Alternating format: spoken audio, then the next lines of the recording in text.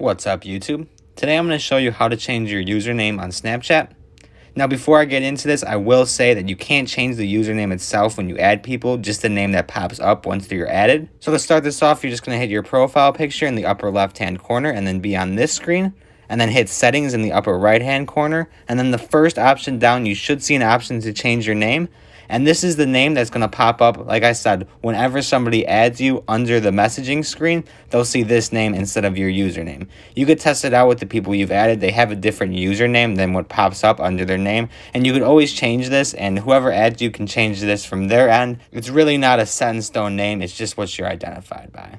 If you were confused, though, or had any questions about this tutorial, be sure to drop a comment down below, and I'll get back to you as soon as possible. Otherwise, don't forget to like and subscribe if you found this helpful, and also read the description because there's some information down there and you wouldn't want to miss it.